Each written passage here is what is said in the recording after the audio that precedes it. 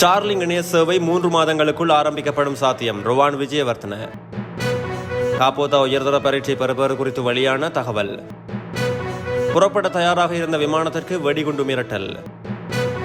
உலகில் பேரழிவை ஏற்படுத்தவுள்ள புதிய வைரஸ்.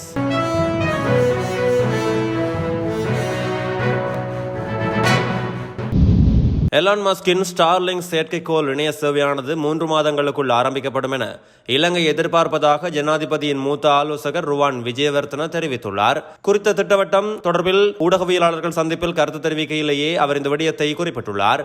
மேலும் கூறுகையில், முன்னதாக இலங்கையில் தமது இணைய சேவையை தொடங்குவதற்கான விண்ணப்பத்தை எலான் மஸ்க் அனுப்பியிருந்தார். இதனையடுத்து அதற்கான பேச்சுவார்த்தைகளும் ஆரம்பிக்கப்பட்டு அவை முடிந்தவுடன் 3 மாதங்களில் செயற்கைக்கோள் இணைய சேவையை ஆரம்பிக்க முடியும். மேலும் ஸ்டார்லிங் சேவை ஆரம்பிக்கப்பட்டதன் பின்னர் இலங்கையில் ஸ்பேஸ் எக்ஸ் நிறுவனத்தை ஆரம்பிப்பதற்கான பேச்சுவார்த்தைகள் ஆரம்பிக்கப்படும். அதேவேளை எலான் மஸ்க் இலங்கையில் உள்ள புதுப்பிக்கத்தக்க எரிசக்தி துறையிலும் ஆர்வமாக உள்ளார்.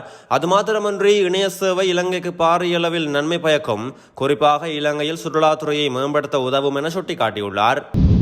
2023ஆம் ஆண்டிற்கான கல்வி பொதுத்தராதர உயர்தர பரீட்சையின் பெறுபவர்களை இந்த வார இறுதியில் வெளியிட எதிர்பார்ப்பதாக இலங்கை பரீட்சைகள் திணைக்கள தகவல்கள் தெரிவிக்கின்றன. கல்வி பொதுத்தராதர உயர்தர பரீட்சை கடந்த ஜனவரி மாதம் இடம்பெற்றிருந்தது. குறித்த பரீட்சையில் 3,46,976 பரீட்சார்த்திகள் தோற்றியிருந்தனர். அவர்களில் 2,81,445 பாடசாலை பரீட்சார்த்திகளும் 65,531 தனியார் பரீட்சார்த்திகளும் உள்ளடங்குகின்றமை குறிப்பிடத்தக்கது. ஏர் இந்தியா விமானத்திற்கு வெடிகுண்டு மிரட்டல் கொடுக்கப்பட்ட சம்பவத்தை தொடர்ந்து பயணிகள் அவசரமாக வெளியேற்றப்பட்டது பரபரப்பை ஏற்படுத்தியுள்ளது. டெல்லியிலிருந்து வாரணாசி புறப்பட்ட ஏர் இந்தியா விமானத்திற்கு கொடுக்கப்பட்ட வெடிகுண்டு மிரட்டலை தொடர்ந்து தனி இடத்திற்கு கொண்டு செல்லப்பட்ட விமானம் முழு சோதனைக்கு உட்படுத்தப்பட்டு வருகிறது. மேலும் விமானத்தில் இருந்த பயணிகள் உடனடியாக அவசர வழியாக வெளியேற்றப்பட்டனர். இன்று காலை டெல்லியிலிருந்து வாரணாசி செல்வதற்காக இண்டிகோ விமானம் புறப்பட தயாராக இருந்தது. பயணிகள் விமானத்தில் ஏற்றப்பட்டிருந்தனர். சற்று நேரத்தில் விமானம் புறப்பட இருந்தது. இந்த நிலையில் இண்டிகோ நிறுவனத்திற்கு விமானத்தில் வெடிகுண்டு வைக்கப்பட்டுள்ளது என மிரட்டல் வெளியானது. உடனடியாக விமான நிலைய அதிகாரிகள், போலீசார், தீயணைப்பு துறையினர் விமானத்தை விமான நிலையத்தின் ஒதுக்குப்புறமான பகுதிக்கு கொண்டு சென்றனர்.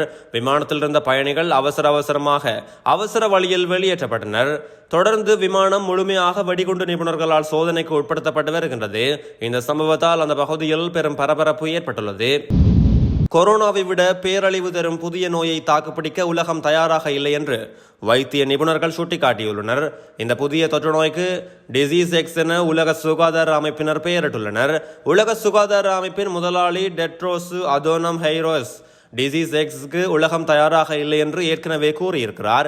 இந்த நிலையில் உலக தலைவர்கள் இந்த ஆண்டின் ஒரு பகுதியை அடுத்த தொற்று நோய்க்கான தயாரிப்பு பற்றி விவாதித்துள்ளனர். இதன்போது கொரோனா வைரஸ் தொற்று நோயை விட 20 மடங்கு அதிகமான இறப்புகளை ஏற்படுத்தக்கூடிய வைரஸ் தொற்றுகள் குறித்து கலந்துரையாடியுள்ளனர். இதனையடுத்து 2024ஆம் ஆண்டின் உலக பொருளாதார மன்றத்தில் டிசீஸ் எக்ஸ் தொடர்பில் கலந்துரையாடப்பட்டுள்ளது. குறிப்பாக விலங்குகளின் வாழ்விடங்களில் மனித செயற்பாடு அதிகரிப்பதன் காரணமாக இவ்வாறான தொற்று நோய்கள் ஏற்படுவதாக வைத்திய நிபுணர்கள் சுட்டிக்காட்டியுள்ளனர். காய்ச்சல் மற்றும் தொற்று நோய்க்கு ஐரோப்பிய நாடுகள் தங்களை தயார்படுத்திக் கொள்ள வேண்டும் என உலக சுகாதார அமைப்பின் தொற்று நோய்க்கான தயார்நிலை செயல் இயக்குனர் வைத்தியர் மரியா வான்செகர் தெரிவித்துள்ளமை குறிப்பிடத்தக்கது.